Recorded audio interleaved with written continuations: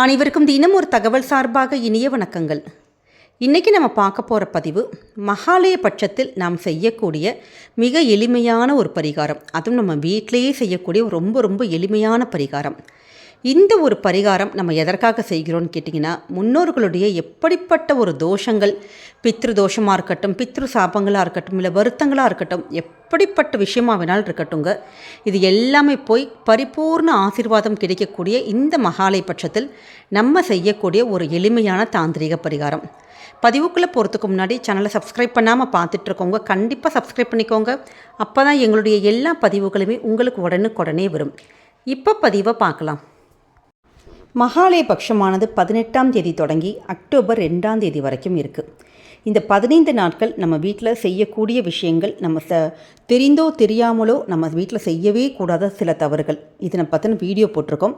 பார்க்காத தோழிகள் அதை போய் பார்த்து தெரிஞ்சுக்கோங்க. இந்த 15 நாட்களுமே நம்முடைய முன்னோர்கள் பூலோகத்துக்கு வரதாக ஒரு ஐதீகம் இருக்குது.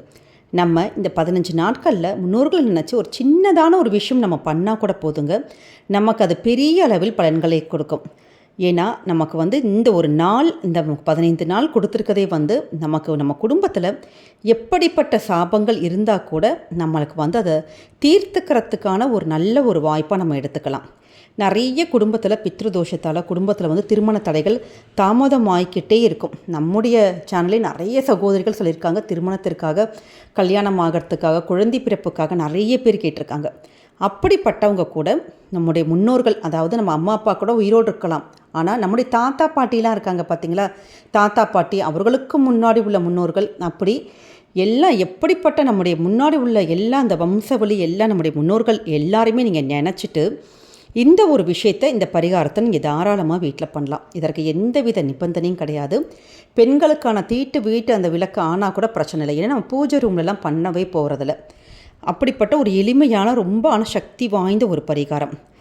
நமக்கு குடும்பத்தில் பித்ருதோஷத்தால் ஒரு திருமண தடைகள் இருக்குது, குழந்தை பாக்கியம் இல்லை பணப்பிரச்சனைகள், நோய் நொடி பிரச்சனை, அப்படி ஏதாச்சும் நீங்கள் நமக்கு ஜாதக ரீதியாக சொல்லியிருந்திருக்கலாம். அப்படி ஜாதக ரீதியாக எங்களுக்கு எந்தவித கஷ்டங்கள் எதுவுமே இல்லைம்மா, குடும்பத்துக்கு எந்த சாபமும் இல்லை, நாங்கள் நல்லா தான் இருக்கிறோம், அப்படிப்பட்டவங்களும் நீங்கள் தாராளமாக இந்த பரிகாரத்தை பண்ணலாங்க. உங்களுக்கு பரிபூர்ண ஆசீர்வாதத்தை பெற்றுத்தரக்கூடிய எளிமையான பரிகாரம். இதற்கு என்ன செய்யணும்னு கேட்டிங்கன்னா, ராத்திரி நம்ம தூங்க போகிறதுக்கு முன்னாடி எல்லா வேலையும் முடிச்சிடணும்.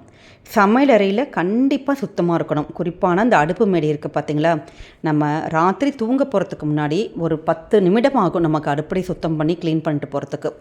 இந்த ஒரு விஷயத்தை நீங்கள் எப்பவுமே ஞாபகம் வச்சுக்கணும். நம்ம தூங்குனதுக்கப்புறமேட்டு நம்முடைய தேவதைகள், அதாவது ராத்திரிக்குள்ளே அந்த தேவதைகள் எல்லாருமே பார்ப்பாங்களாம். ஃபஸ்ட்டு பார்க்கக்கூடிய இடம் எதுன்னு கேட்டிங்கன்னா அடுப்படியாக தான் இருக்குமா. ஏன்னா அந்த அடுப்படி என்றைக்குமே சுத்தமாக இருந்துட்டாலே போதுங்க, நம்முடைய வீடானது ரொம்ப ரொம்ப ஐஸ்வர்யமாக இருக்கும்.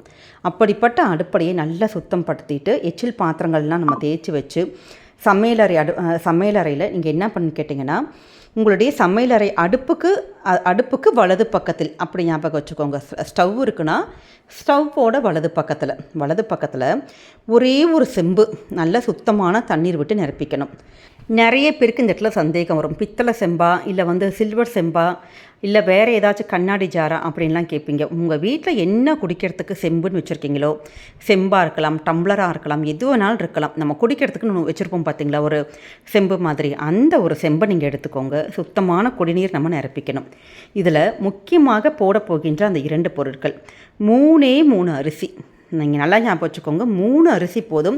இதற்கு அதிக செலவே இல்லாத பரிகாரம். இல்லை எங்கள் கிட்ட வேறு கொஞ்சம் நாங்கள் 1 ஸ்பூன் அரிசி போட்டுக்கலாமான்னு கேட்டால் தாராளமாக போட்டுக்கலாம். ஆனால் குறைந்தது 3 அந்த அரிசி, பச்சரிசி நீங்கள் போட்டுக்கணும். முடித்ததுக்கப்புறமேட்டு வீட்டில் ஏதாவது ஒரு இனிப்பு பொருள் சொன்னோம்னா நீங்கள் என்னடா ஸ்வீட்லாம் வாங்கணுமா அப்படின்லாம் கிடையாதுங்க.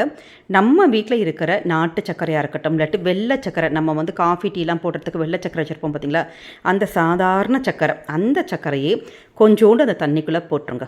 அவ்வளோதான். அப்படியே அந்த தண்ணியில் இந்த அரிசி, இந்த ஒரு இனிப்பு தண்ணி, இது 3மே அப்படியே சமையல் அறையில் அப்படியே திறந்த மேனிக்கே அப்படியே நீங்கள் வச்சுட்டு வந்துடணும். அவ்வளோதான். இதற்கப்புறம் நீங்கள் வச்சதுக்கப்புறமேட்டு நீங்கள் ஆத்மார்த்தமாக சமையலறையில் வச்சுட்டு உங்களுடைய குல தெய்வத்தையும் உங்களுடைய முன்னோர்களையும் மனசார நினச்சிக்கோங்க. இந்த பரிகாரத்தை வீட்டில் இருக்க பெண்கள் கையால் தாராளமாக செய்யலாம். இதற்கு எந்தவித விதிவிலக்கும் கிடையாது.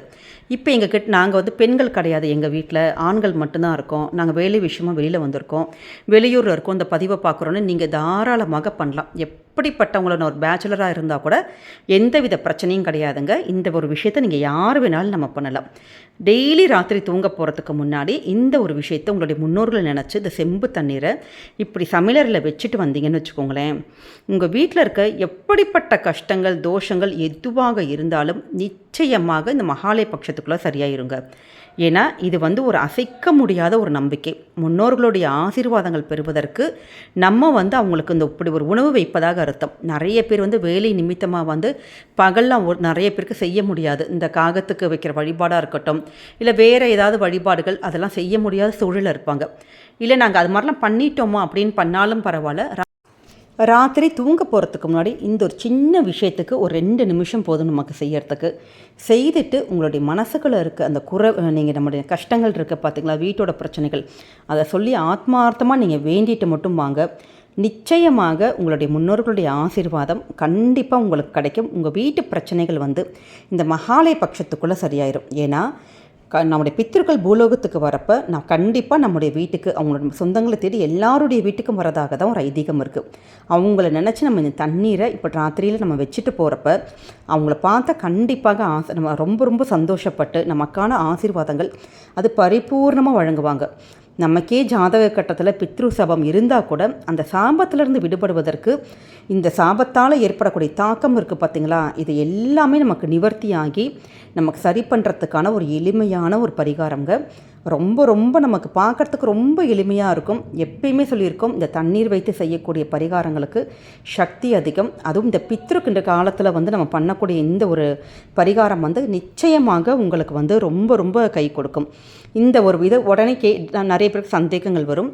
இந்த செம்பு தண்ணியை நமக்கு காலையில் என்னம்மா பண்ணுறதுன்னு சொல்லிட்டு நீங்கள் அப்படியே எடுத்துகிட்டு போய் உங்கள் வீட்டில் செடியோ கொடியோ அப்படி விட்டுடலாம். அப்படி செடி கொடி இல்லைம்மா அப்படின்னு கேட்டால் மண் பாங்கானா ஏதாவது மண் இருக்கிற இடத்துல விட்டுடலாம்.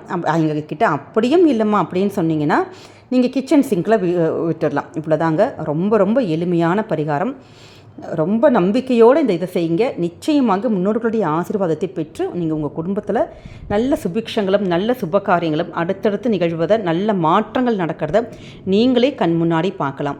நம்பிக்கையோடு பண்ணுங்கள். இந்த பரிகாரமானது உங்களுக்கு நிச்சயம் பிடிச்சிருக்கும்னு நினைக்கிறோம். பிடிச்சிருந்தா ஃப்ரெண்ட்ஸ் அண்ட் ஃபேமிலி மெம்பர்ஸ்க்கு ஷேர் பண்ணுங்கள், அவங்களும் இதை பார்த்து பயன்பெறட்டும். சேனலை சப்ஸ்கிரைப் பண்ணி உங்களுடைய ஆதரவுகள் சப்போர்ட்டுகள் எங்களுக்கு கொடுங்க. மீண்டும் வேறொரு நல்ல பதிவோடு உங்களை சந்திக்கிறோம். நன்றி, வணக்கம்.